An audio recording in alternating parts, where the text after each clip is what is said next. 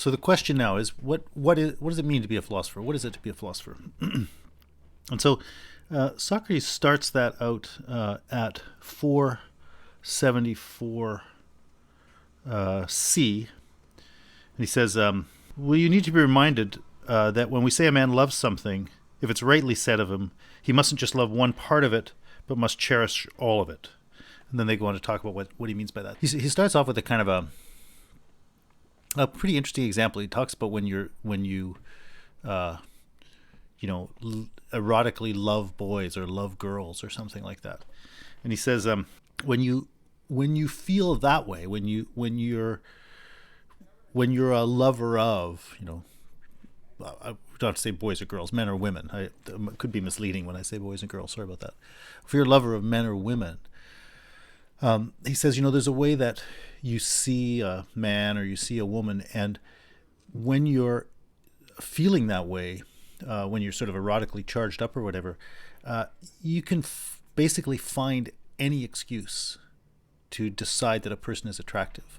So he says, you'll find the one with the snub nose, and you'll say, oh, that one's cute, or you'll find the one with a hook nose, and you'll say, oh, that one's kingly, right? And his point is, there's sort of something you want, and so you're not sort of sitting back and just objectively assessing, but you're actually eager, and virtually anything can excite you in its own unique way. And that's a pretty interesting idea. Like, it's kind of to some extent you might think it's a way of making fun of somebody that they're like leap at anyone. But the other thing that's interesting is that that erotic gaze is kind of a way that you can get turned on by something in its specificity. Like, you turn towards its specificity and find something that's sort of uniquely interesting about the way that body strikes you. So anyway, that's just an interesting point about it. The overall point he's making is that, like, if you're someone who is turned on by men, it's that whole field that in a way interests you. That's kind of the point he's making. And one other little aside, like, he's talking about Glaucon here, and he begins by saying, like, Glaucon, you have to know what I'm talking about because you're a kind of an erotic guy, you're in love. And I'll just mention that came up before in book 3, around 402E to 403C, where similarly he said, oh yeah, that's right, you're into some guy, and they talk about it, and Glaucon actually seems a bit uptight as an erotic guy. Anyway, I just mentioned that you might want to compare these two passages. But anyway, and also, as I said, this kind of I find this kind of a telling and it's kind of a good observation about erotic perception. But I'm not going to pursue it. I'll just mention that to you. But anyway, but then they go on and you see, like, somebody who loves wine, like, you're just into wine. And so you're like, oh, this one is great. It's got a burnt cherry nose or something like that. And this one, oh, wow, it's, I don't even know what you say about wine. It's got crispy notes of cinnamon coupled with a vanilla aftertaste or something like that. But like, you're just into wines and you want to try them all. I guess that was kind of the point before. You want to try all the boys. You want to try all the girls. And here, men and women, I don't want to give, as I said, I don't want to give the wrong impression. You want to try all the men. You want to try all the women. You want to try all the wine. Right? And he says, and there are people like that with honors. Like, and I guess he says, they want all the honors. But I guess even there, you might think of it this way, that when you're fixated on being honored, when you're in love with honor, like, you're looking for it everywhere. Right? Anyway, so he says, well, that's the way we need to think about the philosopher. When we say the philosopher, someone's a philosopher, we mean he's he. It could be a she in principle, but they only talk about men. That's not exactly true of Socrates.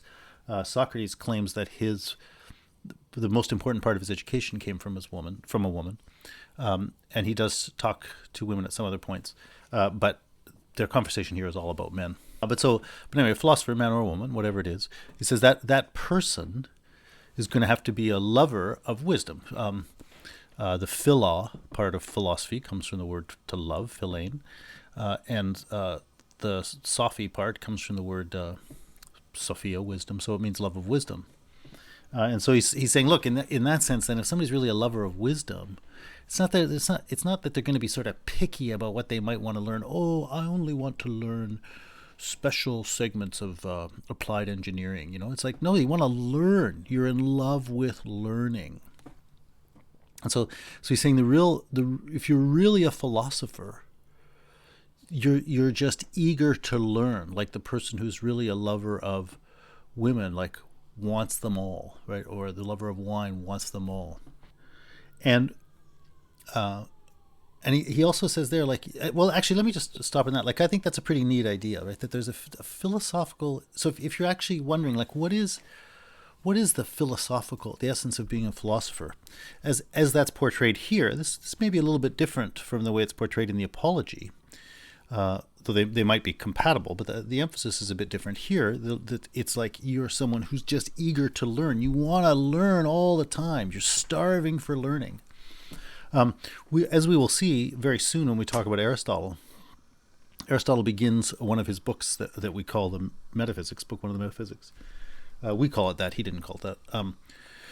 He didn't call it anything as far as I know. He begins this one book, which is about wisdom, with the remark that all human beings by nature strive toward knowing. A more common translation is all men by nature desire to know.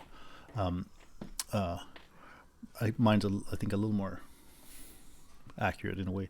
But anyway, the point is, there's something in being a human being that makes us the kind of beings who do want to know. So that's what Aristotle says in general. So it's interesting here that in a way, when Socrates says to be a philosopher, like, you're just eager to learn,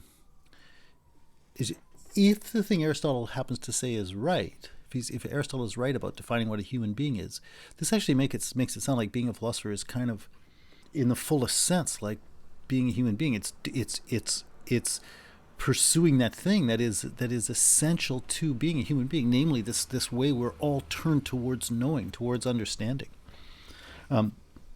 So I guess it's both the case that not everybody you meet is like that, but maybe it's also the case, as Aristotle said, that we were all like that by nature.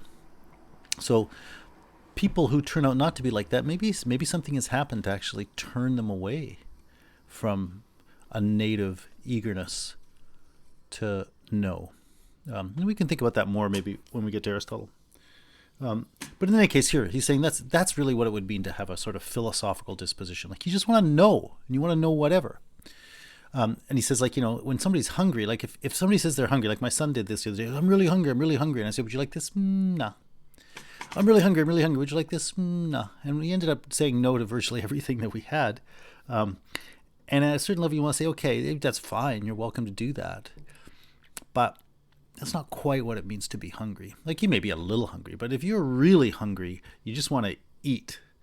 There might be some things you like better and some things you like less. But if the thing that's really driving you is hunger, then you need some food. And if you're really hungry, then you're going to say, yeah, that's fine, I'll eat that carrot. Yeah, I'll eat that peanut butter sandwich, And so he says the same thing, like, just like somebody who's finicky about their food, we'd say they aren't really hungry. Similarly, somebody who's finicky about their learning, that's not really philosophical.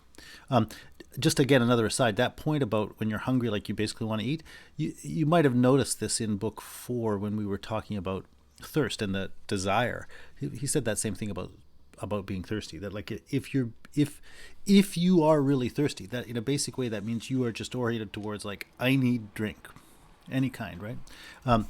So you might just compare those again if you wanted. Anyway, but the point is about the philosopher, like, you just want to learn.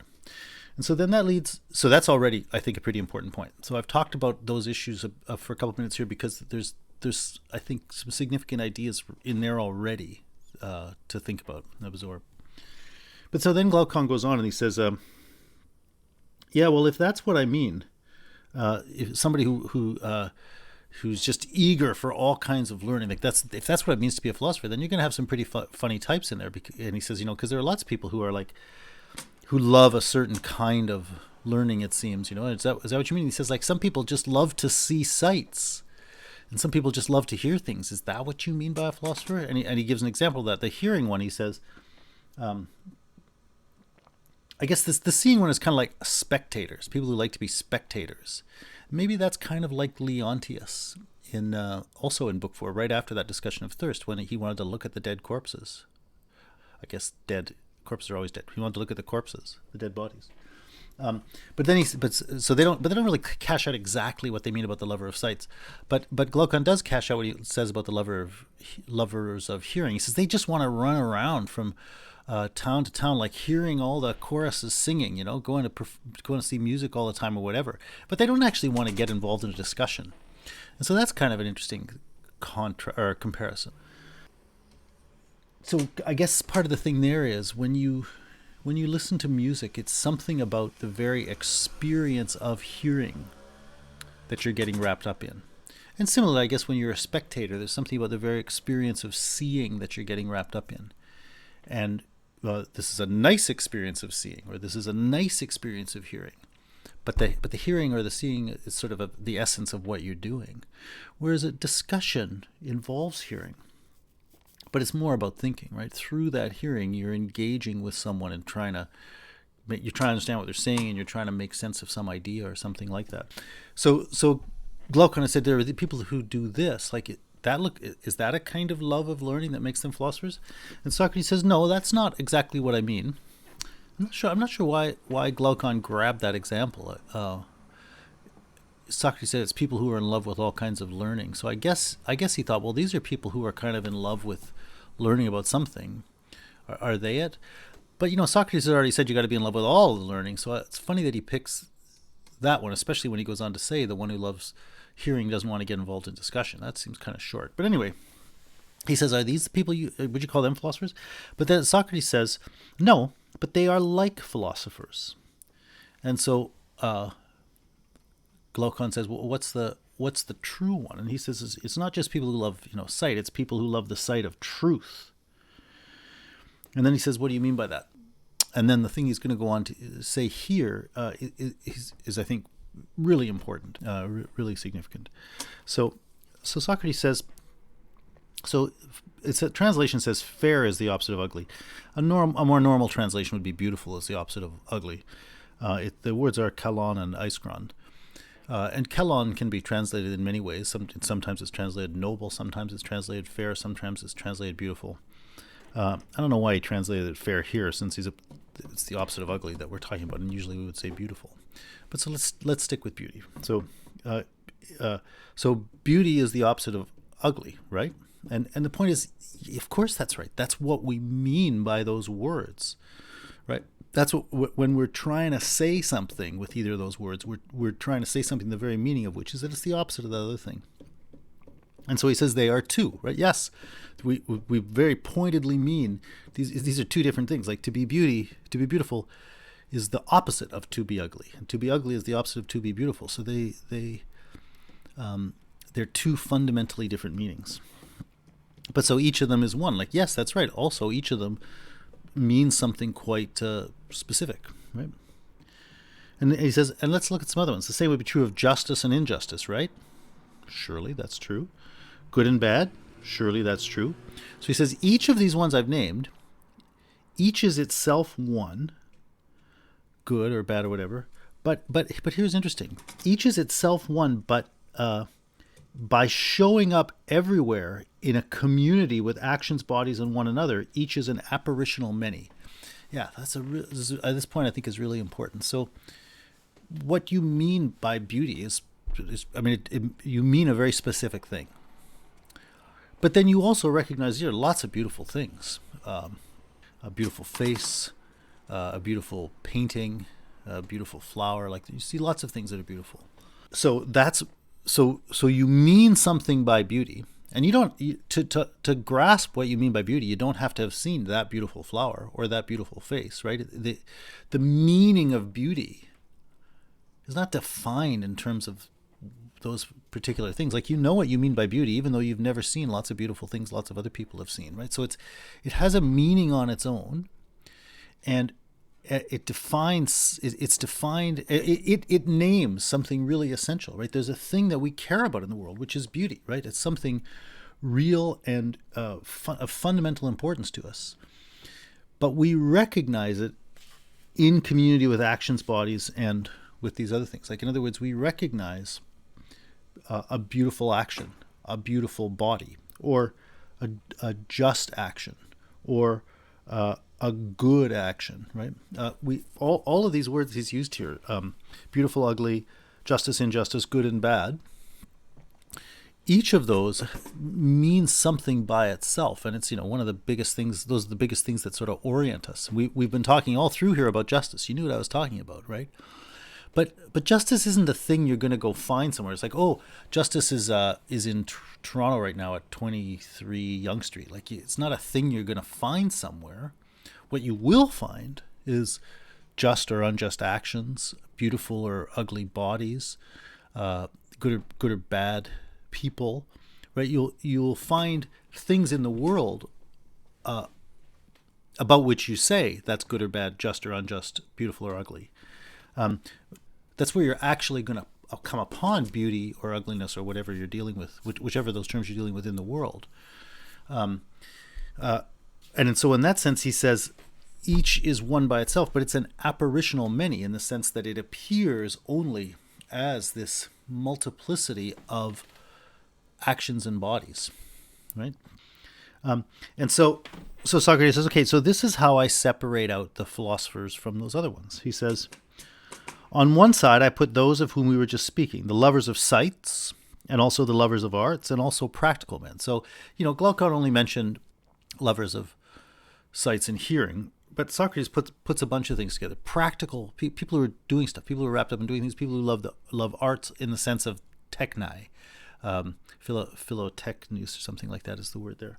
No, so not fine arts. That's not what we're talking about. But you can love the arts. You can be a practical person. You can love sight and sound. He says I put all those things on one side, but on the other side I put those whom the argument concerns are the ones that would rightly be called philosophers. And then he says, why? Well, the lovers of hearing and the lovers of sights, on the one hand, surely delight in fair sounds and fair colors and fair shapes, and all that craft makes from such things. But their thought is unable to see and delight in the fair itself, the beautiful itself. But on the other hand, wouldn't those who are oriented towards the beautiful itself and see it by itself, those would be rare? Right, and that's going to be the philosopher. So I was just saying, we talk about beauty all the time. We talk about justice all the time. We talk about good all the time. But we only ever experience those things in relationship to, in community with actions and bodies, as he says. It was a good show. That was a good dinner. It was a bad lecture, that sort of thing. So the thing that marks out the philosopher, as opposed to lots of other people who could be quite interesting and who are eager for all kinds of things. People can be eager for lots of beautiful things. They can be eager for lots of kinds of learning and so on. But the thing that the philosopher he's ultimately saying is interested in is he's interested in beauty itself. We're really interested in justice itself. I mean, that's where this whole thing began. Like we ask, what is justice? And why should I be good? We ask these questions about these kind of ultimate meanings, these things that are definitive of our whole world. But we ask about those things in themselves. We don't just ask about just actions. I mean, lots of people ask about just actions, and that's fine. That's if you're involved as a political activist, like, you don't run around asking what is the just itself, right? You on the contrary are fighting against injustice. So you will be noticing injustice in community with actions and bodies, and trying to bring bodies and actions into community with justice. And that's what you're going to be interested in, right?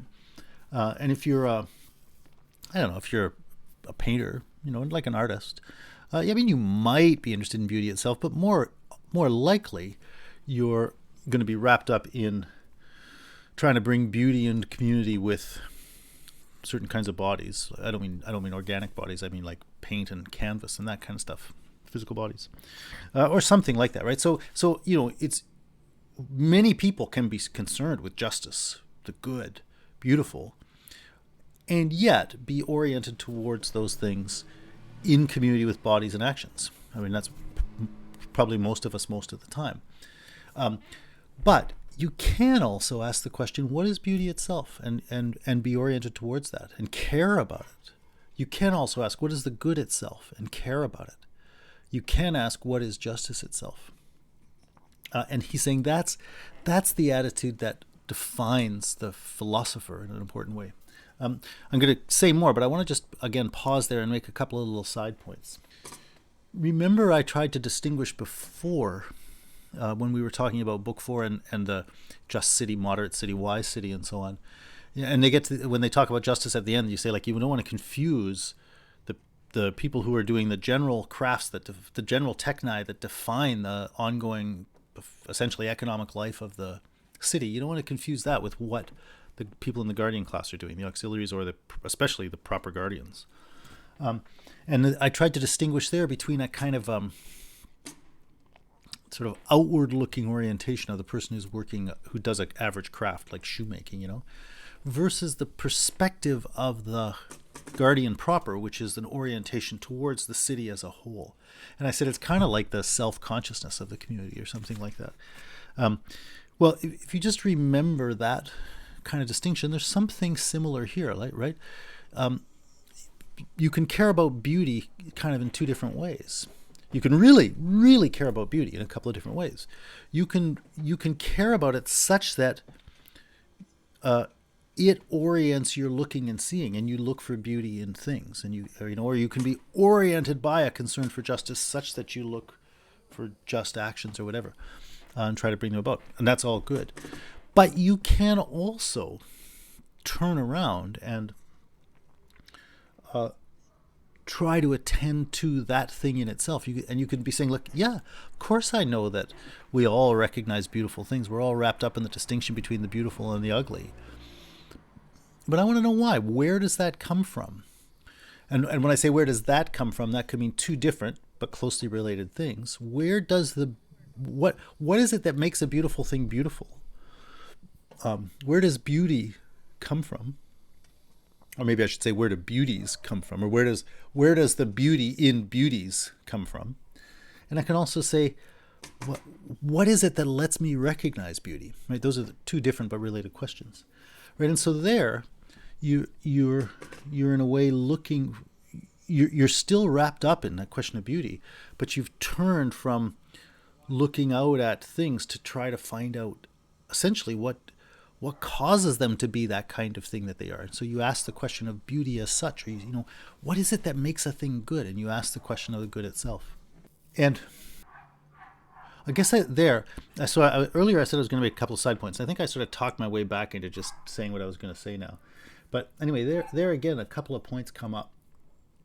So the first thing I want to draw your attention to is that when you call something beautiful, you're trying to say something real. Like you think that person really is beautiful, right? So I imagine you've had experiences like that where you have been struck by how beautiful someone is. And when that happens, you're not just saying I like it. You do like it. But when you say that person is beautiful, you're not just saying I like the way that person looks. On the contrary, you're saying there's something about that person that is, a kind of reality unto itself. And it's like other people should notice it. And like you might even want to go over to that person and say, you're really beautiful. You probably wisely don't, but you might want to. But you might want to tell the person, like, look at that person, right? He or she is so beautiful or something. But like when you really see someone like that, your experience is that you're encountering something real, and it's an amazing thing that you're in the presence of. The reason I give that example is because I want you to notice that, just to repeat the word I said, that you're trying to talk about something real. In our culture, actually, again, a little side note. You remember Socrates talks about, both in that little part of Book 6 I referred to a little while ago when he's talking about what's going to corrupt a potential philosopher, and also back in Book 3 when he's talking about what educates the soul beneath the level of reflection and so on. You talk about music and culture and so on. The thing I was trying to talk about there was like the impact our cultural environment has on sort of persuading us of certain ways of thinking and acting and believing and whatever else before we've actually ever taken up those issues seriously and tried to figure out what's right. We just take this stuff in. And that was the point he made about the old charges in the Apology. Well, so here, like, I want to make a point about that, about our culture. Like, you really hear a lot of stuff that's where people say things like beauty is subjective. I'm not sure what people mean when they say that even, but it's a common thing people say. And, beauty lies in the eye of the beholder and so on. You've heard those things so many times that probably you just take it for granted that they're sensible rather than thinking, oh, maybe that's ridiculous. Even if it's sensible, it still doesn't change, it seems to me, the experience that people have when they encounter something that they think is truly beautiful. Right? If you encounter something that you take to be truly beautiful, you don't experience it as subjective. If you experience something as subjective, that is to say, in this sense, if you think, it's just the way I see things, then you're not experiencing it as beautiful, because in a way what it means to experience something as beautiful is to experience it as beautiful, to experience it as presenting to you its kind of overwhelming reality that doesn't care one way or another about your perspective on it. It's like you learn something by seeing it. You learn something about what beauty is. Anyway, so you could just think about that. But as I said, the point I was trying to get at there was something about this notion of the reality of it. And I mean, certainly with goodness and justice, we care about those things because from our point of view, they're real. Like, it matters that some things are good and some things are not good. Right? It matters that some things are just and some things are unjust. And if you talk about those things and imagine them not to be real, then you're mostly just a person who doesn't believe in justice. You're going to be a person that people who do believe in justice are going to have to fight against, right? Thrasymachus, when he says, in Book 1, which we just glanced at sort of quickly, when he says justice isn't that just the advantage of the stronger, he's kind of a person who doesn't believe in the reality of justice. That's fine. There are people like that. But not many people are like that. Weird ivory tower intellectuals are like that. People who are being beaten up by the police don't think that.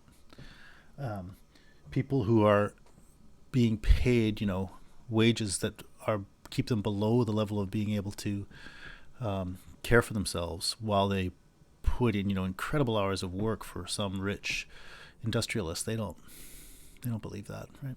So, beauty, goodness, justice, the way we experience those things is that they are structures of reality and they matter.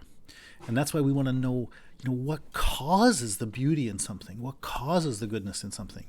And here now, I want to make an important point. When I say what causes the beauty in something, like you might say, like the person who loves boys says, oh, that person is beautiful or that person is sexy because he has a kingly nose or a honey-colored complexion or something like that.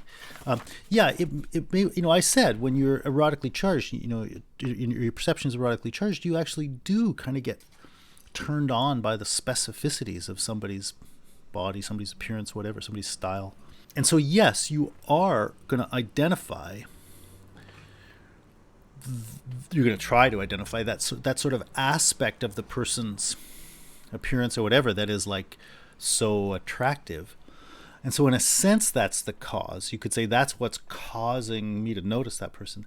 But there's another sense of cause there, and that is why is it that something that happens to have that shape is beautiful? Right? You can describe in an accurate way the physical features of something. But even if you've said all of if you've said all of that exhaustively, there's still something else to say about whether it's beautiful or ugly. So in other words, beauty or ugliness isn't a further physical feature. It's something you see through that whole thing. This is kind of like the forest and trees point I made before, right? You could list all the features, but the thing as a whole, the forest, is beautiful, right? But so the question is kind of like, what makes any beautiful thing beautiful? What is the cause of beauty as such, right? So yes, there are, specific features which might explain why beauty is showing up through this thing. But that's different from explaining why there is such a thing as a beautiful thing in the first place. And so that goes back to this point then when I was saying about, I was talking about beginnings and endings having different meanings. And I was talking about a kind of vertical and a horizontal dimensions. Yeah, the sort of horizontal answer would be to say, this person is beautiful because of, and then you'd list a bunch of features.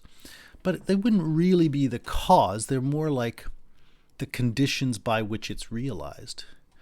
Whereas the question we're asking is that vertical one, right? What lets there be beauty in the first place? So there's sort of two different senses of beginning, or two different senses of where something is coming from. It's coming from the features in the sense that it's the features that are beautiful, but it's also coming from beauty itself in the sense that it's the reality of what beauty is that is letting there be such a thing as anything beautiful. So I wanted to bring out that point for two related reasons. First, just to try to get you to think about this sense that we experience beauty and goodness and justice as something real, as dimensions of reality.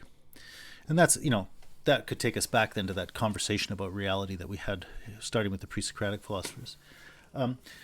But then the other thing I wanted to emphasize is that when we start talking about it in terms of reality, then you can see why, and this is the point sort of about beginnings and so on, you can see why a language of something like cause is coming up here. What lets it be the case that there could be beautiful things at all? What causes there to be beauty? What is responsible for it? Right? It's going to be a minute before I get back to that point, but I want to hold on to that. I want you to hold on to that so that in a minute when I come back, you'll see why I wanted to emphasize that notion of cause. Anyway, so yeah, he says you can be wrapped up in the apparitional many, it's fine, but you can also ask what that thing is. What does he say? By itself, single by itself, or something like that. Each is itself. He just says each is itself one. Each is itself one. But by showing up everywhere in a community with actions, bodies, and one another, each is an apparitional many. That was from 476a. And then he says, wouldn't those who are able to see the fair itself, autotakalon, and see it by itself, be rare? Horan kathoto. And I hope I've given you some sense of what that means. It's a kind of familiar experiential thing. And this idea then that the philosophers are those people who ask, like, what is beauty itself? What is the good itself? What is justice itself? And now I want to skip ahead to the very end of Book 5 and make one more point, and then I'm going to skip back to just one other little thing. He says, you can imagine, that those people who think about justice, like they think, there's no such thing as justice in itself. I don't care about justice in itself. I just want just actions. I just want you to do just things. So he's kind of saying, yeah, well, you can say that sentence, but it's kind of incoherent. You can't have just actions unless justice actually means something, unless justice actually is something. You can't have good actions unless justice actually is something. So you might not particularly want to investigate that. But there's a way in which you don't even really grasp the sense of your own experience if you imagine you can have just actions without justice actually being something, without there being such a thing as justice, if it doesn't mean something on its own. Right? And so let me just read this thing. This is, it's actually the very end of 478e. It's right before the beginning of 479a. He says, now with this taken for granted, let him tell me, I shall say, and let him answer, that good man who doesn't believe that there is anything fair in itself, or the beautiful itself, which always stays the same in all respects, but does hold that there are many fair things, this lover of sights, who can in no way endure it if anyone asserts the fair is one and the just is one and so on, this is what he's going to say. He says, and he's going to say to him, now, of these many fair things, is there any that won't also, let's say use beautiful, of these many beautiful things, is there any that won't also look ugly? And of the many just things, are there any that won't look unjust? And of the many holy things, are there any that won't look unholy? That's interesting. Holy got thrown in there too as another one of those terms.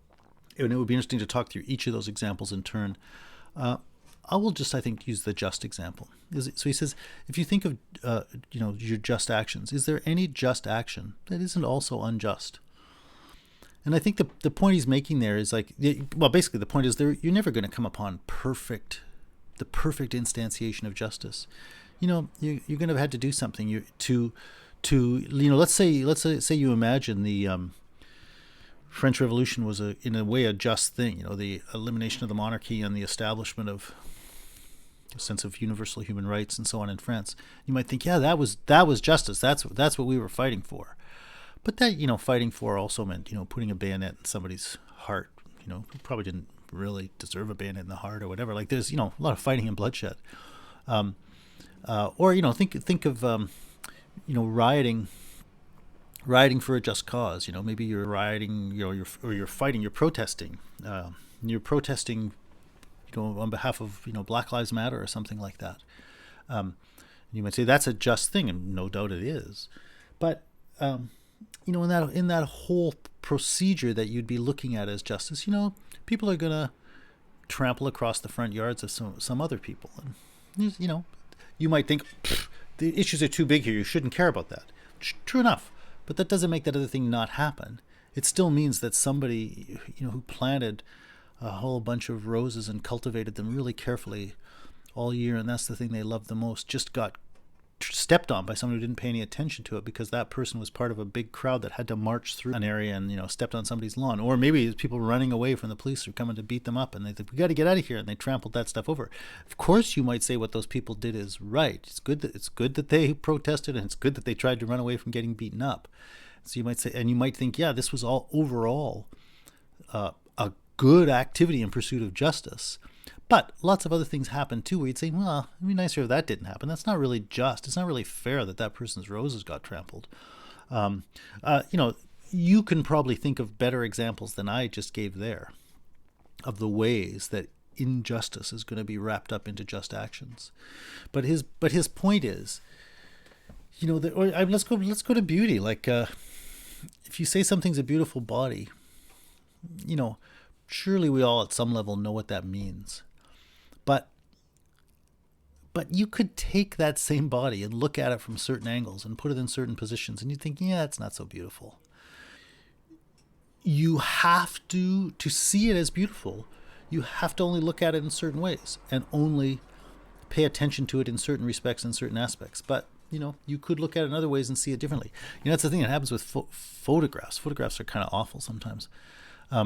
Because the camera captures things that nobody's vision ever does capture.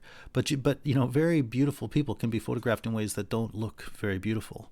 And in a way, that's just a little example to help you think, oh yeah, I can imagine that I could see that same thing and think, oh, that's kind of ugly. So again, I don't want to try to play out these examples, although to do it well would be a really worthwhile thing. But I imagine you can. But so that's part of the point he's making here, though, that there's no such thing as a beautiful body simpliciter, right? A beautiful body where that's absolutely the only thing that characterizes. On the contrary, any body that is beautiful is going to be beautiful in a certain respect. It's going to be ugly in other respects. Any just action is going to be just in certain respects, but it's going to be unjust in certain respects. So you're going to be attracted to the one because you're more interested in the beautiful aspects and you can ignore the other ones, or you're going to choose this action that's more or less just because you think that's really the relevant thing, and you're going to kind of disregard this other stuff.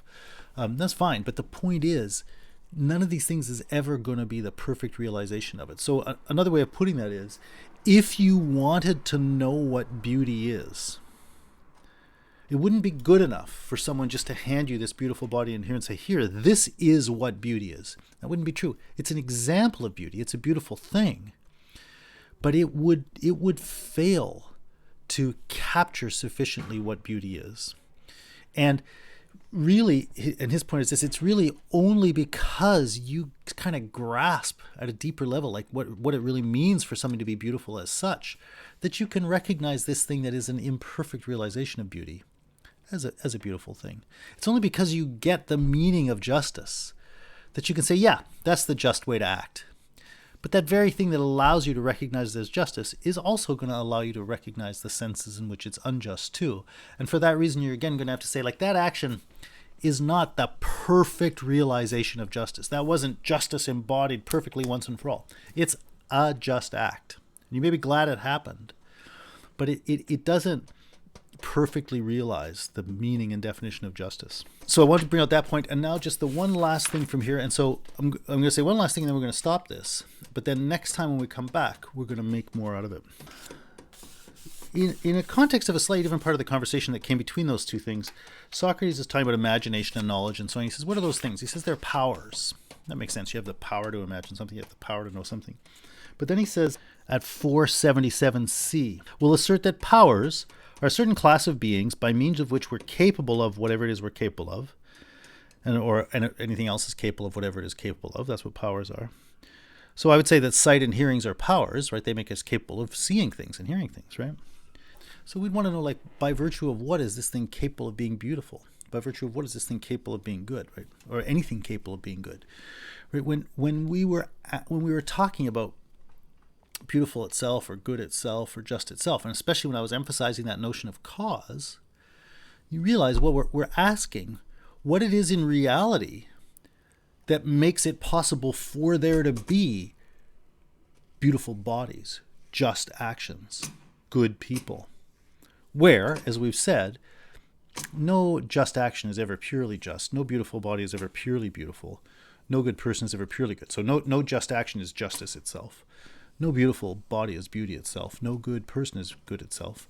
But they're real. They really are good in a sense. They really just in a sense, and beautiful in a sense, an important sense.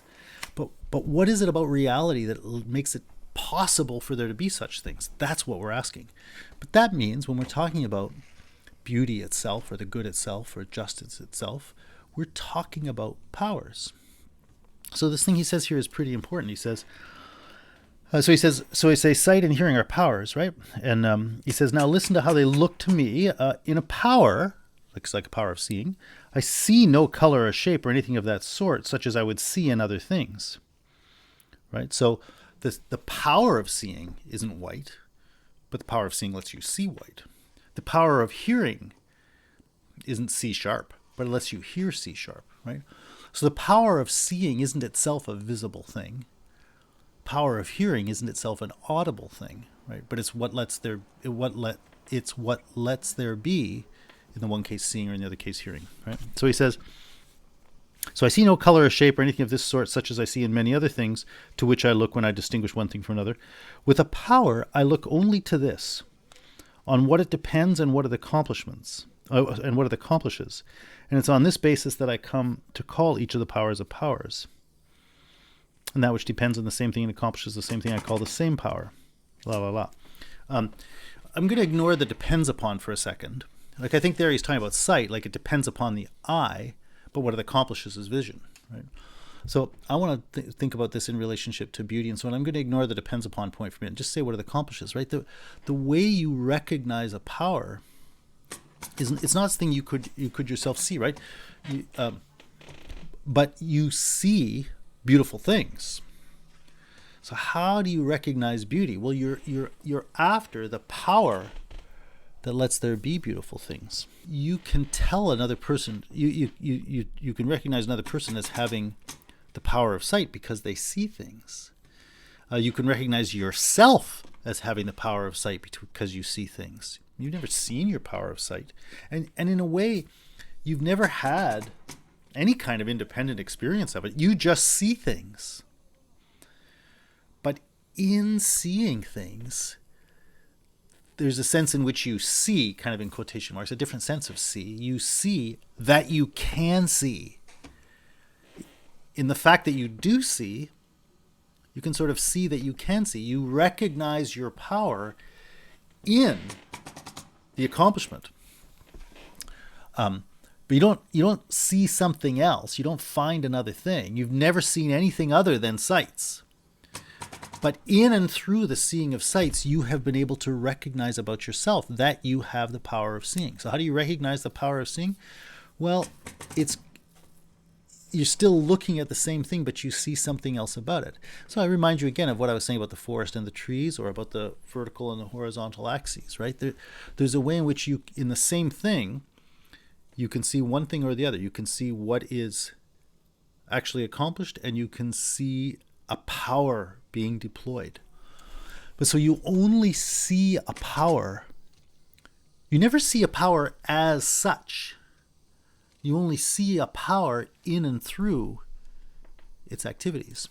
So the same thing basically we're going to say about beauty and justice, right? You can be wrapped up in beautiful sights on their own, or in recognizing beautiful sights, you can be relating to the beautiful itself.